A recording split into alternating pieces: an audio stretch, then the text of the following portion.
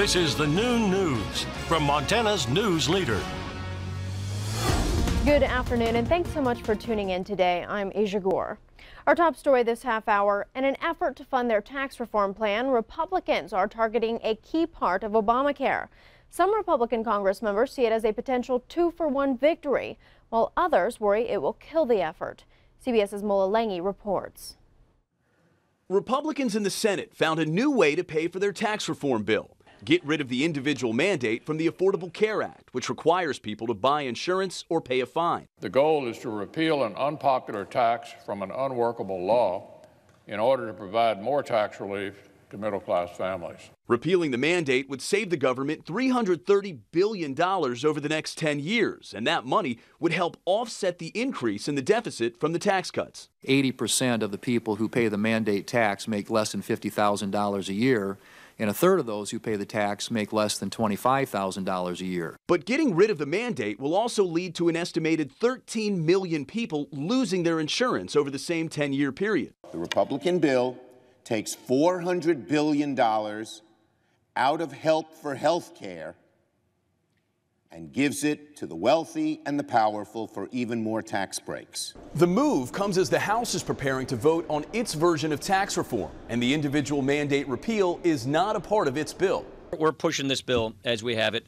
There's ongoing conversations. It's a work in progress. There's a lot of support for the mandate repeal among House members. We're looking good, thanks. But Speaker Paul Ryan says it's too late to add it before tomorrow's scheduled vote. Mola Langi, CBS News, Capitol Hill. The Senate plans to vote on its tax reform bill after Thanksgiving. A Senate and House committee will then meet to work out the differences between the two bills. A deadly shooting rampage in Northern California left 4 people dead and 10 others injured Tuesday. Police say the gunman was feuding with his neighbors. They were the first victims. He targeted 7 locations in the rural community of Rancho Tehama, including an elementary school. Police killed the suspected shooter, Kevin Neal. They say he chose random targets and stole 2 vehicles during the crime spree. Charges now dismissed against the Lake County man accused of a deadly shooting in Pablo this summer. Prosecutors say 28-year-old Ryan Black will not be charged with the death of 34-year-old Johnny McKeever. That shooting happened in September when McKeever showed up at Black's house. McKeever wanted to confront his estranged wife, who was dating Black. Police say McKeever knocked on the door around 4:30 a.m. and Black answered with a pistol in his hand. McKeever punched Black in the face, and Black says as he fell backward, the gun went off, striking McKeever. Prosecutors say they cannot prove beyond a reasonable doubt that the incident was criminal. The charges can be refiled, though, in the future if new information arises. The Lake County Sheriff released a statement today saying he disagrees with prosecutors' decision. The Butte woman who allegedly fired a gun inside a bar in Butte now accused of attempted murder.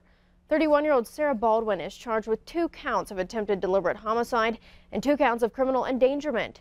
That shooting happened inside the Acoma Lounge early Sunday morning. Prosecutors say Baldwin fired a gun at a male bouncer after he told her to leave at closing time. The bullet pierced the bouncer's clothing but did not hit his body. A female employee then wrestled Baldwin to the ground, and she allegedly fired a second shot. Officers arrived and arrested Baldwin. She's being held today on a $100,000 bond. The Frenchtown music teacher accused of sexually assaulting a student denies the allegations. Troy Bashore entered his plea Tuesday at his arraignment in Missoula County District Court. He's charged with misdemeanor sexual assault for allegedly groping a 16-year-old student last year. That girl said Bashore also tried to kiss her while at school. Many Frenchtown students and parents are defending Bashore's innocence. He is not in custody today. A Montana State University fraternity suspended after a student suffered alcohol poisoning at a party over the weekend. MSU police confirmed the Sigma Alpha Epsilon fraternity has been suspended.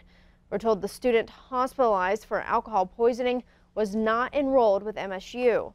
At that same party, another person was arrested on an outstanding warrant. The fraternity was also suspended back in 2015. An investigation is underway in Gallatin County today after a home outside of Bozeman caught fire. The 2-story house on Rainbow Road became engulfed in flames Tuesday night.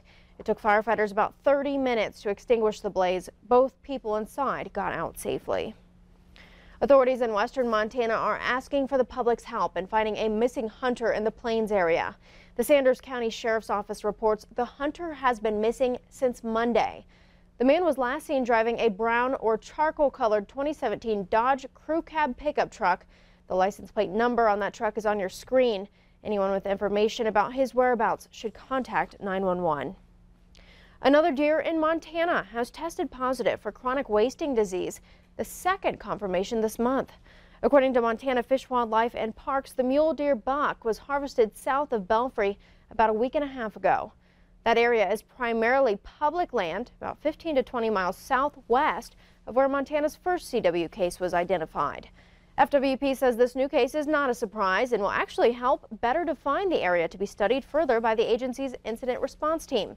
CWD is a progressive fatal disease that, if left untreated, can result in population declines within affected herds. Wyoming Fish and Game just announced a deer in Meeteetse, Wyoming, tested positive for the disease.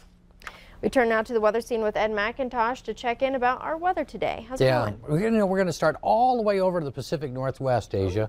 Why not?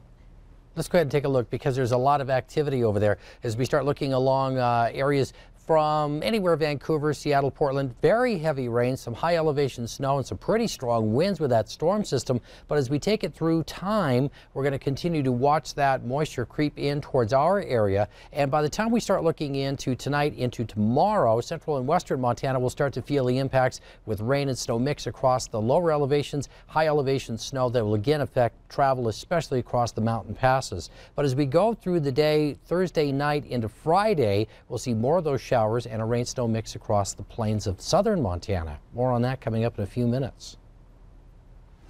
Thanks, Ed. We'll check back in. Montana's special legislative session enters its second day in Helena, where lawmakers and Governor Bullock are trying to broker a deal to balance the state's budget. Republicans unveiled their budget plans late last night, and today, negotiations on a possible deal are still underway. Lawmakers are trying to fill a $227 million budget hole, the combination of spending cuts, budget transfers, and other undetermined options. The GOP plan includes at least $15 million from a private prison account in exchange for extending the prison's contract.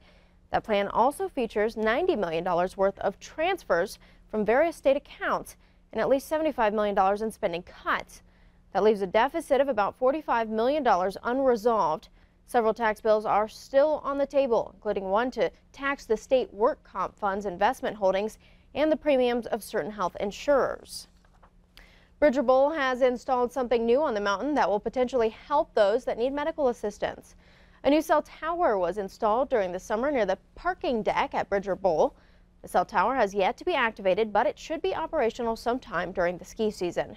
It's something that search and rescue team of Gallatin County says is much needed. We're obviously happy that people will have the opportunity that if they're in trouble or hurt, they can call 911 and we can get there quicker. We don't have to wait for somebody to drive down to the base mountain, find a place where they have cell service on the ridge.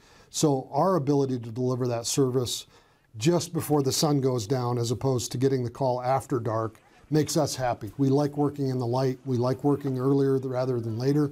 It's better for us. It's better for the people that are injured. As of today, the only cell company occupying the cell tower is T-Mobile, though Verizon Wireless has shown some interest. Officials with Bridger Bowl say they're not sure if AT&T wants to use the tower.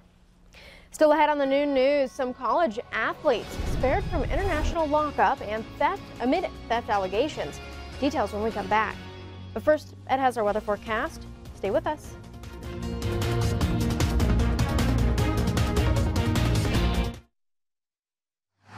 You're watching